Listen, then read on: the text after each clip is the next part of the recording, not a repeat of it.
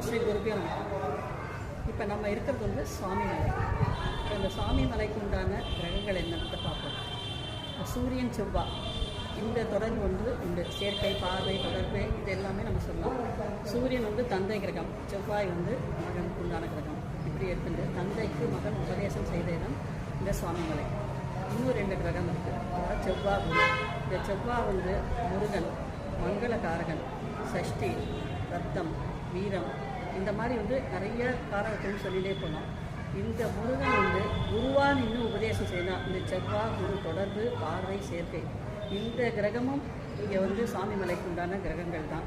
இது வந்து எங்களுக்கு என்கேஜ் சார் வந்து அவர் இருக்கிற காலத்திலே சொல்லி கொடுத்ததுனால இதை நம்ம வந்து நேரடியாக இங்கே வரும்போது நமக்கு வந்து உங்களுக்கு போடலாமே, இது தெரிய வைக்கலாம் அப்படிங்கிறதுக்காக போடுறோம்.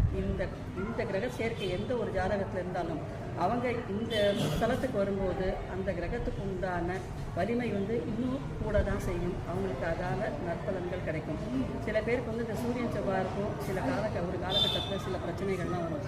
அவங்களுக்கு வந்து நாங்கள் இங்கே சுவாமி மலை எடுத்துட்டு இந்த இடத்துக்கு அந்த பாவத்துக்கு உண்டான என்ன பண்ணணுமோ அந்த இங்கே வந்து அதுக்கு உண்டான இதை பண்ண சொன்னால் சுவாமிக்கு வந்து எதை பண்ணணுமோ அப்போ இந்த சுவாமிநாத சுவாமி இங்கே பேசுவார். இந்த சுவாமிநாத சுவாமி இந்த வீட்டிலேயே இருந்துட்டே எங்களால் வர முடியல அப்படின்னு நினைக்கிறவா செவ்வாய் குரு தொடர்பு இருந்தாலும் செய்யும், சூரியன் செவ்வாய் தொடர்பு இருந்தாலும் செய்யும். திரு ஏரக நவரத்ன மாலைன்னு இருக்குது. திரு ஏரக நவரத்ன மாலை. ஏன்னா திரு ஏரகம்ன்றதே இது சுவாமி மலை தான். இந்த திரு ஏரக நவரத்ன மாலையில் இருக்கிற முதல் ஸ்லோகம் அதான் நின் பக்கம் அன்பிலார் படுகிறேனும் என் அடியார் தான் முழுவதும் நினைந்து மறவாத புண்ணேறும் செல்வம் நிர்மூடதான் பெறும். இந்த மாதிரி வந்து வரக்கூடிய இந்த முதல் இதை எடுத்து நீங்கள் தினமே வீட்டில் பாராயணம் பண்ணும்போது சுவாமிநாத சுவாமி அங்கே வந்து நின்று உங்கள் வீட்டிலே உங்களுக்கு அனுகிரகம் பண்ணுவார்.